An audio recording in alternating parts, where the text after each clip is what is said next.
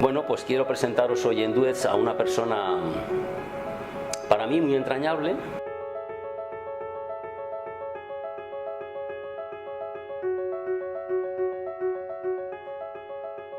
Cuando conocí me pareció una persona muy seria. Eso me pareciste. Ahora se ríe cuando se lo dice, pero me pareció una persona muy seria. Y detrás de esa seriedad descubrí, por supuesto, una seriedad y una formalidad, porque es una persona que cuando le dices algo lo procesa, lo analiza, pero con un corazón y algo que yo admiro enormemente, y es que siempre que surge hacer algo, eres el primer voluntario. Os presento a mi amigo Julio. Hola Julio, buenas tardes. Una persona muy entrañable. ¿De dónde te viene esa característica tan especial? Pues eso viene de los Molina, de Julio Molina, o de tu madre, o de tu padre, o de cultura, o de cómo es. Pues mira, ahora que lo comentas, es una cosa que no he pensado nunca, pero sí que es verdad que tradicionalmente en la familia, siempre que hay que hacer algo, pues siempre surge alguien que de alguna manera se ofrece a hacerlo, con lo cual me debe de venir de ese aspecto colaborador del lado de mi madre, y luego también del lado, si quieres, de la familia de mi padre, ¿no? Que de alguna manera la necesidad también entre unos y otros, que no pasaron precisamente una buena época cuando tuvieron que desarrollarse como personas, tema posguerra y esas cosas, ayudaba a que se tuvieran que ayudar entre todos, si quieres, ¿no? Valga la redundancia. Y yo creo que eso es algo que de alguna manera te llega adentro, y que después he tenido la suerte también de que en la familia de mi mujer se dé bastante también, con lo cual es una cosa que me ha rodeado siempre.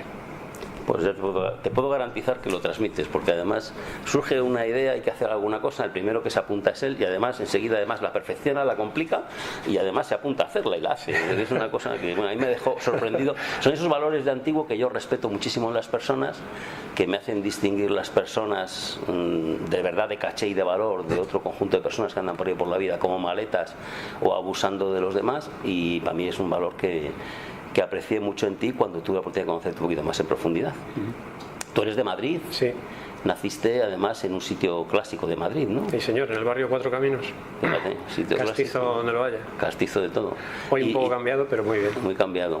Y te vienes a vivir de pronto con tus padres a Alcobendas, sí, donde a los 7 años. A los 7 años. Mi padre era funcionario de la Armada, y aparte de eso tenía que hacer otras cosas para poder llegar a fin de mes. No era fácil la vida por aquellos entonces, ¿no? En los 60, finales de los 60, principios de los 70, y mi padre empezó a trabajar de relojero aquí en Alcobendas. Entonces llegó un momento que para tener más tiempo tenía que estar más cerca de su segundo trabajo que del primero, con lo cual decidimos venirnos aquí a Alcobendas en el año 70, y desde entonces llevo aquí.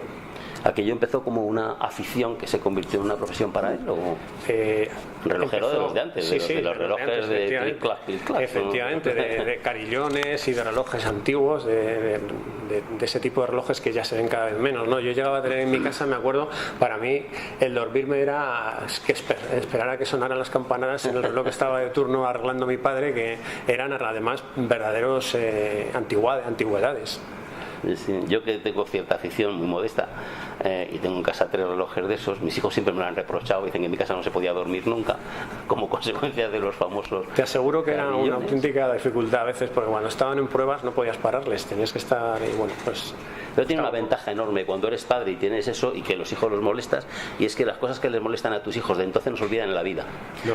Las cosas buenas que has hecho por ellos enseguida las asumen y pasan más desapercibidas, pero esas molestias pequeñas se te quedan grabadas, se te graban, es decir, esto, el tic-tac, entonces no se te ha olvidado. No. Es como el tic-tac del cocodrilo del Capitán Garfio, ¿no? Exactamente igual. Oye, y vienes a Alcobendas, ¿y recuerdas alguna afición de tu niñez de entonces? Pues sí, aparte de contar los minutos para que contara el carrillón. Tengo recuerdos de cuando todavía vivía en Cuatro Caminos, tengo dos, de los domingos por la mañana, que mi padre me llevaba a la glorieta de la mano a comprar el Capitán Trueno, el TVO que salía del Capitán Trueno. Eso me acuerdo mucho. ¿Eras más del Capitán Trueno o del Jabato? De los dos, la verdad es que me da un poco igual. No, depende de cada semana, y si tenía mala suerte y se había acabado uno, compraba el otro. Y luego las sesiones de cine continuo, de sesión continua del cine Montija también. Veías películas fundamentalmente de Tarzán, del Zorro, de vaqueros, las típicas que había en sesión continua, ¿no? Me acuerdo fundamentalmente de eso en la etapa de Cuatro Caminos. Y luego aquí en Alcobendas, cuando ya te haces un poco a la ciudad y conoces amigos, me acuerdo cómo aprendí a buscar setas con el abuelo de un amigo mío aquí, que desde entonces me enganchó la afición y así llevo todavía haciéndolo. ¿Sigues siendo aficionado? Sigo aficionado a las setas. Desde crío, entonces, fíjate. Desde que tenía 11 años. Qué curioso. Oye, qué interesante. Y dime, de repente en un momento en tu vida aparece la física. Y vas y dices que quieres ser físico. Pues si esto ocurrió, bueno, a mí me gustaba mucho la ciencia ficción también, ¿no? Entonces leía por aquel entonces muchas cosas de Stanisław Lem, de Isaac Asimov, de Arthur C. Clarke, una serie española de ciencia ficción que no sé si mucha gente conocerá, que tenía un seudónimo porque si no el señor no vendía, que se llamaba H.G. White, y tenía una serie de novelas de ciencia ficción que se llamaba Historias de los Aznar, creo recordar, ¿no? Y eso me había enganchado bastante al tema de la ciencia, ¿no?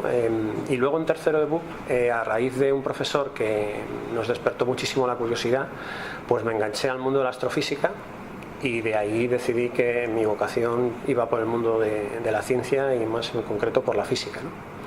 Aunque luego cuando ya estuve en la carrera no hice astrofísica, hice otra especialidad, pero bueno, tampoco... Y luego vas y te especializas o haces un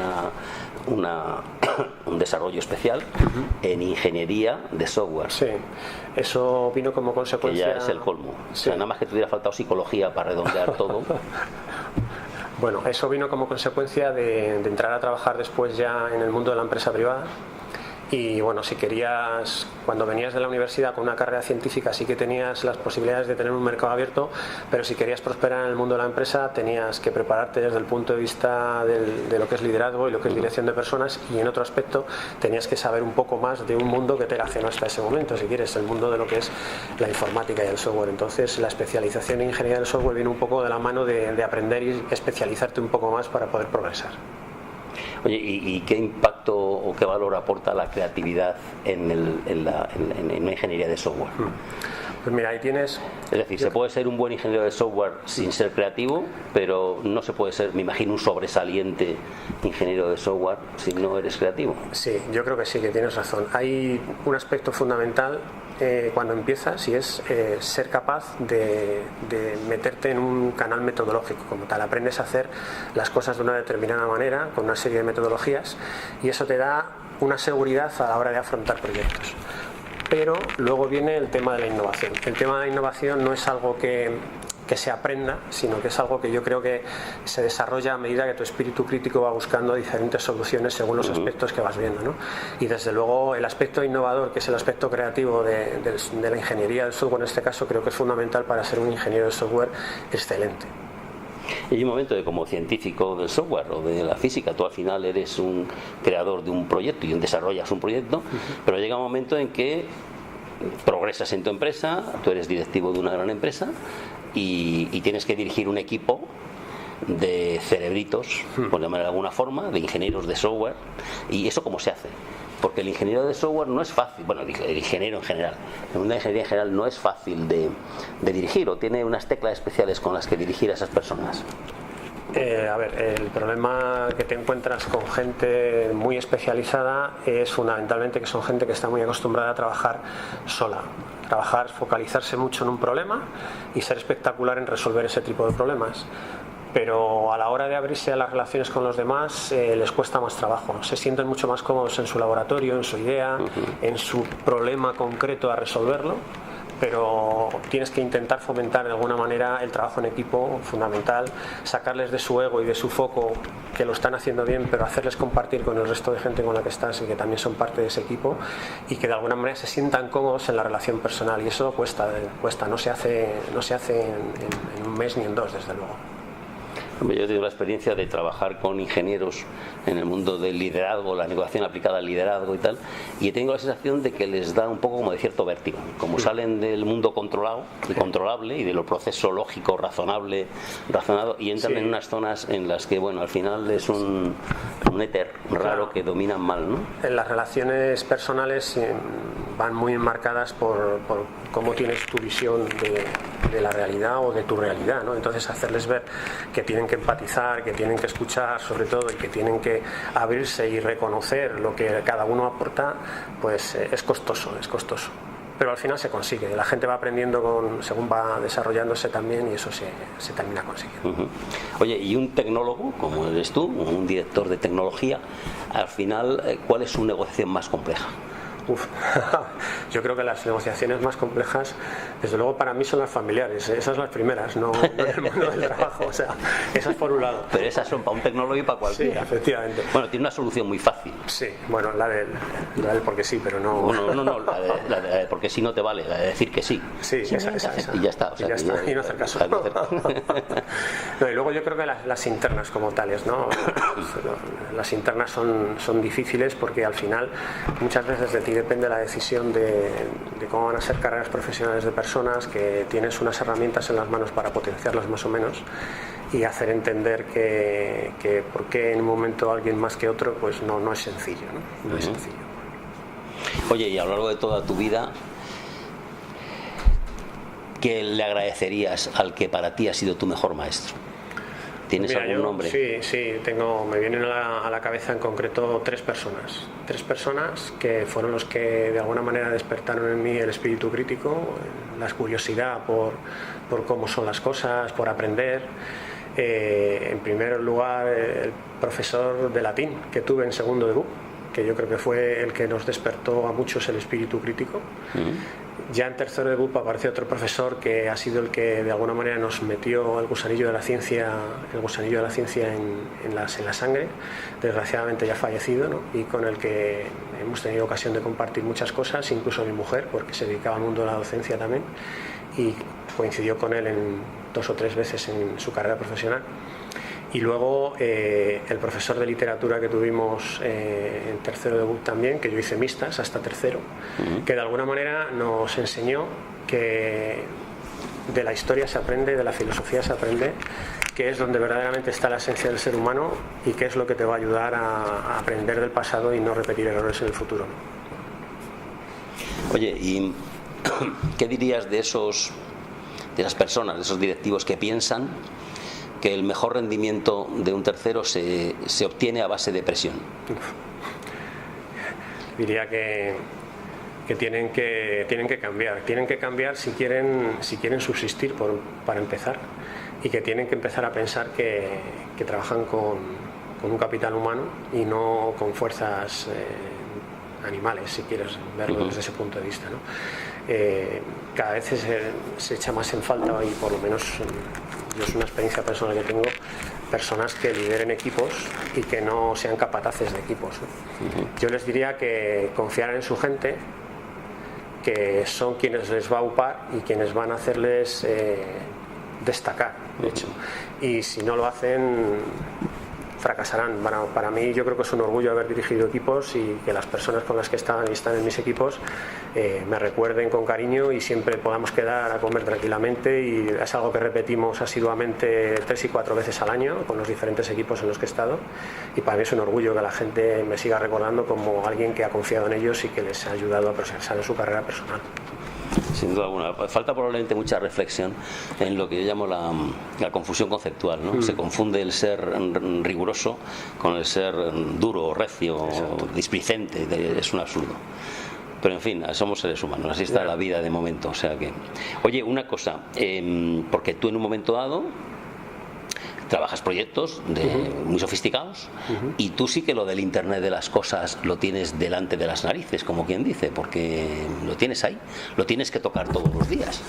¿Y eso qué es? El Internet de las cosas para uno de pueblo como yo, que además es alérgico a la informática, que no entiende nada de esto, de sistemas ni de tal, ¿qué es el Internet de las cosas? Pues mira, el Internet de las cosas es conectar multitud de cosas, por eso se llama de las cosas, que emitan datos, que estén de alguna manera mandando información, para esa información recogerla y poder mejorar los sistemas que actualmente tenemos, los modelos que actualmente tenemos de predecir y las visiones que se puedan tener de hacia dónde tienen que ir, por ejemplo, el mundo del marketing, cómo tiene que personalizarse mucho más para cada persona, cómo la idea de hacer que un producto sea específicamente para Julián Gutiérrez y solo para Julián Gutiérrez pueda llegar a ser real, no como hoy en día, que de alguna manera se tienen segmentos de personas o de clientes. Se trata de vender un producto adaptado a un segmento en el que pueden entrar centenares de miles de personas, pero todos somos diferentes en algo. Entonces, Internet de las cosas nos va a ayudar pues desde a mejorar las predicciones del tiempo como tal, porque ya hay estaciones de meteorología que están conectadas y emitiendo constantemente datos que se están recogiendo y que te ayudan a la predicción. La nevera de casa te va a poder decir en un momento determinado que te falta comprar tal, incluso enviarte la orden de compra al supermercado para que te llegue a las 7 de la tarde que estás en casa la compra hecha a casa. Hasta ahí estoy de acuerdo, pero ¿y el cargo no podía ir directamente a una cuenta corriente de Hacienda, por ejemplo? No estarán muy de acuerdo, creo. No estarán muy de acuerdo con eso. No lo digo porque ya puesto que sea Internet de las cosas, compartimos todos, ¿no? Sí. Ya y luego, desde el punto de vista de la medicina también nos vamos a encontrar con multitud de dispositivos que vamos a poder llevar encima y que nos va a ayudar mucho a predecir enfermedades, desde la diabetes hasta posibilidades de anticiparnos a infartos y todo ese tipo de cosas, tratamientos preventivos, ser capaces de detectar cuando tienes un problema para anticiparse y que no llegue a producirte un riesgo para tu vida. No voy a dar malas ideas porque igual alguien las escucha, pero ¿sabes cuándo creo yo que se nos avecina el nuevo totalitarismo? El día que, por ejemplo, la medicina o la salud deje de ser un derecho para convertirse en un deber. Eso es un riesgo, desde luego, pero te diría que como toda tecnología, ¿no? Toda tecnología tiene el riesgo de utilizarse mal o utilizarse bien. Un cuchillo, que es tecnología del neolítico, puedes utilizarlo para cocinar o puedes utilizarlo para... Y os recomiendo, fíjate, hay una serie ahora mismo en Netflix, para los que tengan Netflix, que se llama Black Mirror, que son episodios de cosas que pueden pasar en una sociedad que utiliza mal ciertos aspectos de la tecnología. Entonces, te invito a que veas esos capítulos y que veas hasta qué punto se puede hacer ciencia social ficción con los aspectos que la tecnología hoy ya tienes al alcance de la mano y que pueden convertir, como tú dices, no, sí, probablemente a mí en un gran hermano, si quieres. No, o sea, a mí lo que me falla probablemente es la fe en que las cosas las hagamos bien. Probablemente de ahí me viene el terror, no de otra cosa. O sea que, bueno, yo pero, en fin, me da mucho miedo el día que me detecten que yo tengo catarro hoy y que soy un peligro para ti, para el entorno que tengo aquí, porque resulta que soy un ser peligroso porque puedo contaminar, lo cual es cierto. Sí, pero bueno, eso... bueno, me pueden llegar ciertas advertencias de determinados para que te mediques, personajes, para que me medique o para sancionarme porque resulta que pongo en peligro social a los demás. Que todo esto, para ciertas cosas... Es la mala utilización de la tecnología, desde luego, es el factor pero negro. La pasión por la sanción es una cosa que es que cada día se ve más. En fin, ¿para qué vamos a seguir hablando por ese camino? Es un riesgo, efectivamente. Oye, y tú tienes otra afición en la vida, que es el baloncesto. Sí, señor. Y tú empiezas a jugar al baloncesto, ¿por qué? Pues yo empecé a jugar al baloncesto casi que te diría que lo mismo que contesta Fernando Romay. Tú eres alto, ¿no? Sí, pues sí. ¿Por qué no te apuntas al equipo de baloncesto? Yo cuando tenía 11 años casi que medía lo que mido hoy.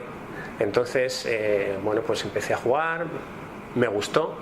Enganché en el equipo del colegio, luego enganché en el equipo del instituto, luego me federé aquí en el primer equipo de baloncesto que hubo, que fue en San Sebastián de los Reyes y no Alcobendas. Y luego empecé a estudiar. Bueno, antes de todo eso, entre medias me casqué la rodilla y a partir de ahí pues ya era más difícil hacerlo, pero bueno, ya empezando a estudiar, ya el baloncesto pasó a una etapa secundaria y jugué en la universidad, y como ya no podía jugar a un nivel determinado, pues me hice árbitro, ¿no? Y estuve 10 años arbitrando, con lo cual aprendí bastante de las relaciones. Un árbitro es un gestor de relaciones en un partido de baloncesto y tiene que tener una inteligencia emocional asombrosa para manejar todo el ego de los jugadores, el ego de la afición, el ego de los padres, que es bastante fuerte. Y yo creo que de ahí es donde también me viene un poco el tema de saber o tener esa facilidad de entablar relaciones y hacerlas de alguna manera natural, ¿no? De forma natural, ¿no? Y bueno, pues dejé el baloncesto al finalizar la universidad, pues ya te pones a trabajar Pero luego empezó mi hija, que de alguna manera también le gustó el deporte, se enganchó con 8 años y estuvo jugando hasta los 19. Te iba a preguntar que qué te ha enseñado el deporte en tu vida, para tu vida directiva, pero casi me lo has respondido ya, ¿no? Pues sí. Te ha hecho un gestor de personas, de alguna por forma, ejemplo, ¿no? Y los valores del compromiso, los valores del esfuerzo, del trabajo en equipo, todo esto yo creo que lo va más en el mundo del deporte, ¿no? Y más en la superación de la derrota, ¿no? Superación de la derrota, efectivamente, y entender que lo que realmente enseña son las derrotas. Y las victorias pues te pones contento y tal, pero lo que realmente enseña son las derrotas, es así. Y desde hace unos años compaginas además tu función directiva con la de la gestión de un club de baloncesto importante, o de varios clubs, y bueno, y eso, como que un club por dentro, ¿qué es? Porque todos no es un club de baloncesto, pues son 4 que se reúnen para tirar una bola, pero a raíz de que empezó a jugar, pues hablando con la gente del club y todas esas cosas, en un momento determinado el presidente me pidió que si podía echar una mano y tal, y bueno, pues le dije que encantado. Y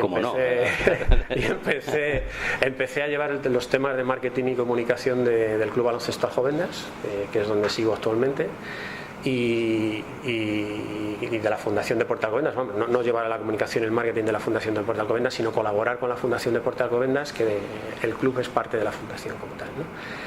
¿Y qué es un club por dentro? A ver, para el que no lo vea, para el que está fuera y no lo ve, un club es un amasijo de cosas que hacer impresionante.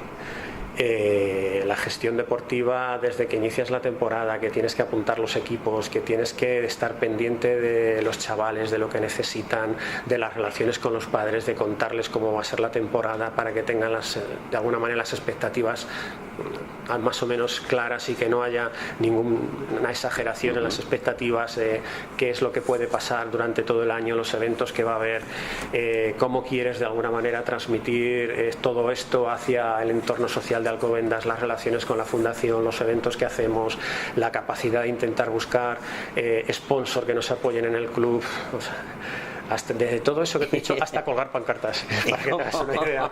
Y todo eso que da sofoco nada más escuchártelo, ¿cómo os organizáis para ser capaz de llevarlo adelante? Porque además, pues con presupuestos reducidos, que además hay que buscarlos y hay que encontrarlos, y además entre gente voluntaria y aficionados, porque profesional no hay. Entonces, ¿cómo os apañáis para eso? En el club somos 5 personas en la junta directiva.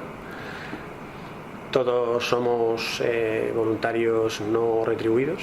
O sea, en el club yo creo que cobran los entrenadores, es un salario voluntario si quieres como tal, la persona que está encargada de las instalaciones, que hace poco ha entrado una persona nueva, y la persona de administración que está en la oficina. Los demás todo es absolutamente voluntario y altruista, no percibimos ninguna asignación por esto, y bueno, pues nos organizamos un poco con mucha buena voluntad y reparto de las funciones. Está, si quieres, la función institucional del presidente, que maneja un poco las relaciones a nivel ayuntamiento, a nivel liga y federación, y luego los demás nos repartimos entre la parte deportiva, que hay una persona que se encarga de ella, yo llevo la parte de marketing y comunicación, la parte de administración, la parte de relaciones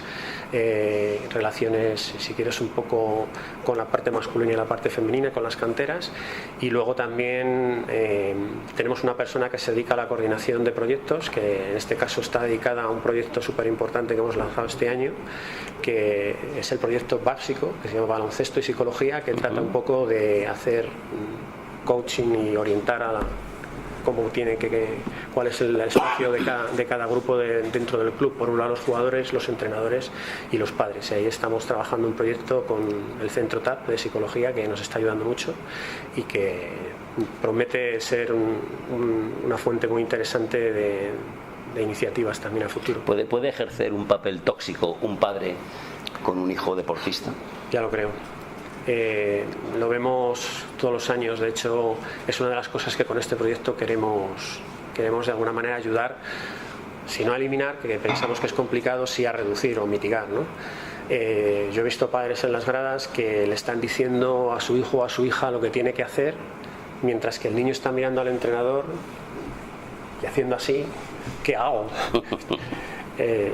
Y luego lo que hemos oído también acerca de comportamientos que estamos intentando erradicar de la grada, sobre todo ante si un partido va mal, se pierde, cómo me pongo con el árbitro, empiezo a gritar incluso a los compañeros y todo eso.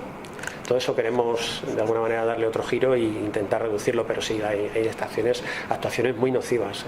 De hecho, hay un decálogo que solemos tener puesto en el pabellón, que son unos niños que están diciendo: padres, queremos jugar con estas 10 reglas, ¿no? Y entre ellas está: respeta a mi compañero, no me critiques, no me digas lo que tengo que hacer, respeta a mi entrenador. Bueno, un poco darse cuenta de que la labor del padre es una, y si trae a su hijo a que aprenda valores, déjale que lidere el aprendizaje de los valores a la persona que se los tiene que transmitir, que es el entrenador. Sí, imagino que puede surgir mucha violencia, incluso interna, a través de la presión de la grada, ¿no? Sí, intentamos reducir eso al máximo, pero sí que hay situaciones que a veces son delicadas. Oye, interesante. Y dime una cosa, ¿cómo es el entorno de Fundal dentro de Alcobendas? La Fundación Fundal. La fundación nace hace 18 años como idea de 4 clubes que estaban en la élite por aquel entonces: el baloncesto, el balonmano, el rugby y el patín. Y se unió hace aproximadamente 4 años el voleibol. Entonces son equipos que están todos en la élite, y el objetivo de la fundación era buscar recursos para financiar los clubes como tal. Nos pareció a todos una idea excelente y se la trasladamos al ayuntamiento, y el ayuntamiento le pareció también una idea excelente y se unió al proyecto de Fundal. Y desde entonces llevamos trabajando. Ahora mismo tenemos, yo creo que alrededor de 90 empresas colaborando con Fundal, que de alguna manera hacemos diferentes proyectos con ellos, desde responsabilidad social corporativa hasta eventos de networking, y cada uno, digamos, que aportamos una parte a ayudar a la fundación a obtener sus objetivos. Yo, en mi parte de marketing y comunicación, hay una comisión de marketing y comunicación que se reúne más o menos con periodicidad mensual, y allí pues ponemos los planes encima de la mesa, los compartimos, vemos un poco dónde tenemos que ahondar un poco más, o si esto hay que cambiarlo por lo otro, y bueno, vamos de alguna manera trazando planes. Hace 3 años hicimos un plan estratégico de la fundación para impulsar mucho más la marca Fundal. Yo creo que lo estamos consiguiendo, y bueno, y ahora estamos dándole una vuelta también a todo el tema del marketing, de cara a cómo podemos mejorar incluso desde donde estamos ya, ¿no?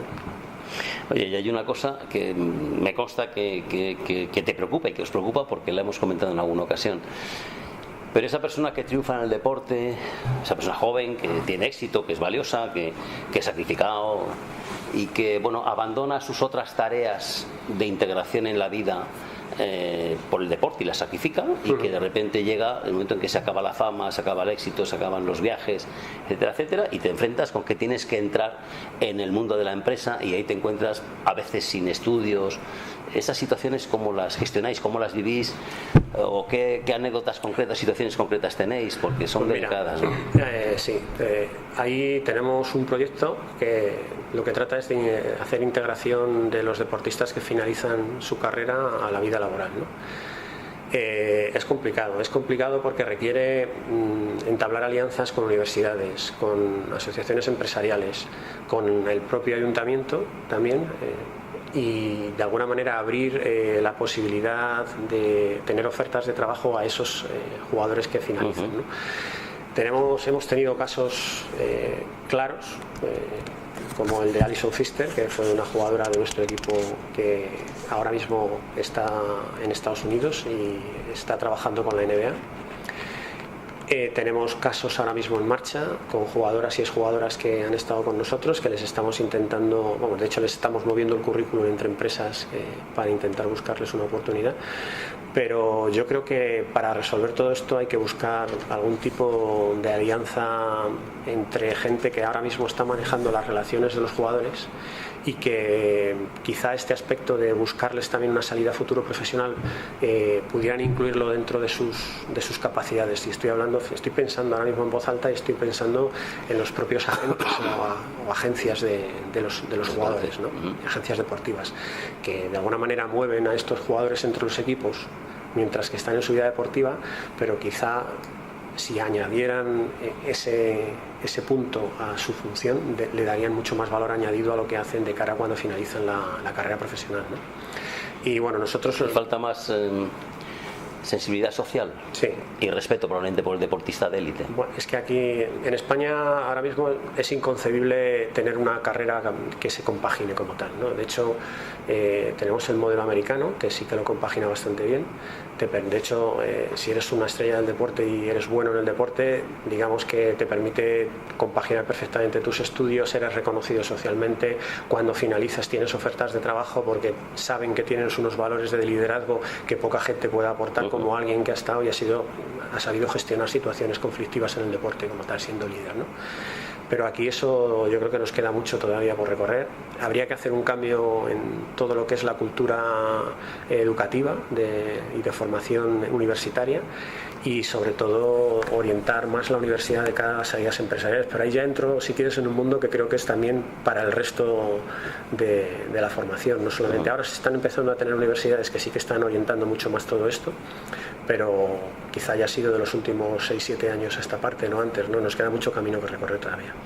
Probablemente tengamos que hacer un plan de cursillos con directores de recursos humanos para que dentro de las políticas de selección de una empresa valoren especialmente las cualidades de haber sido deportista, por la capacidad de liderazgo, de compromiso, de sacrificio, de espíritu, de superación.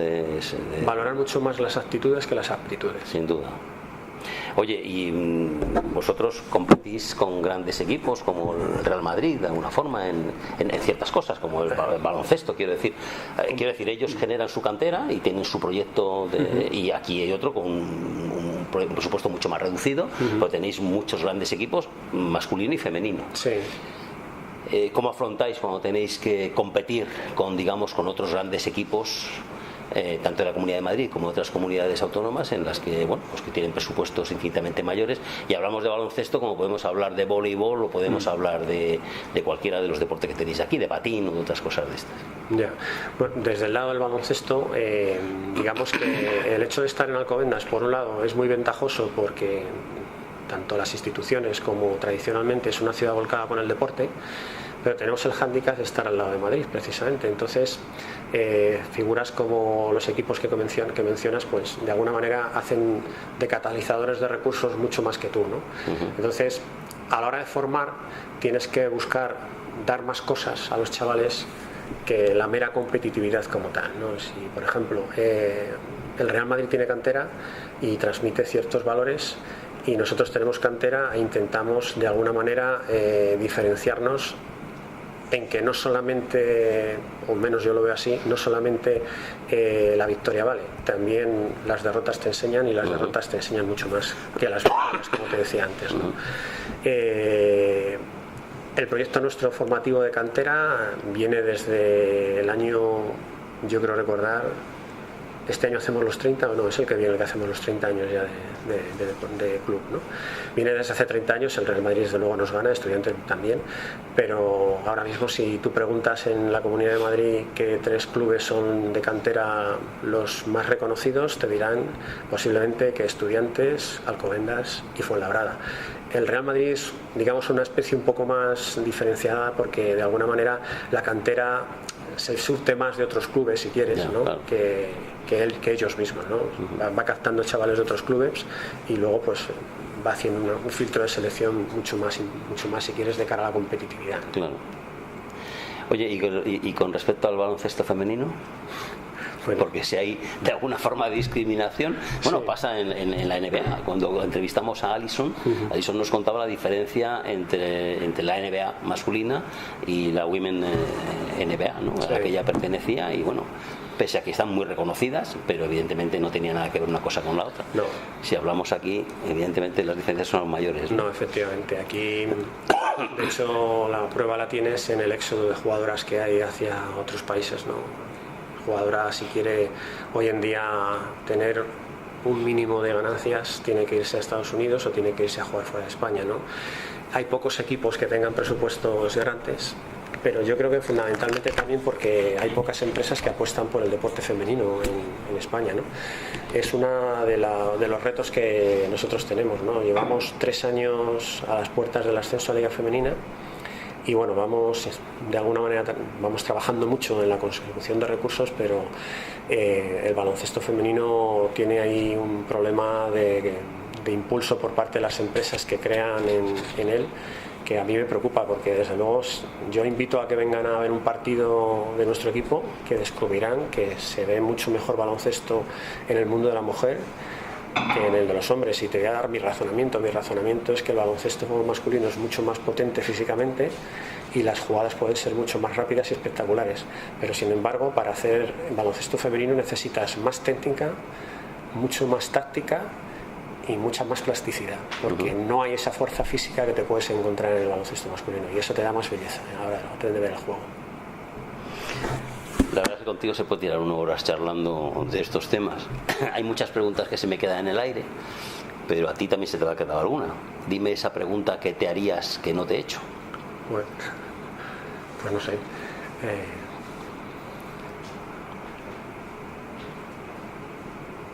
Bien, ¿alguna otra más? No sé qué decirte, la verdad es que no sé qué decirte.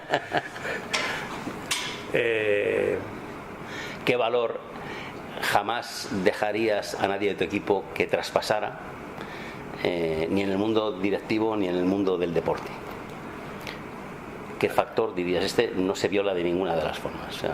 Yo creo que la confianza es fundamental. Si de alguna manera quieres trabajar y que las cosas salgan medianamente bien, tienes que confiar en la gente que tienes. Si la confianza se pierde, a partir de ese momento, y la confianza se basa en el compromiso fundamentalmente.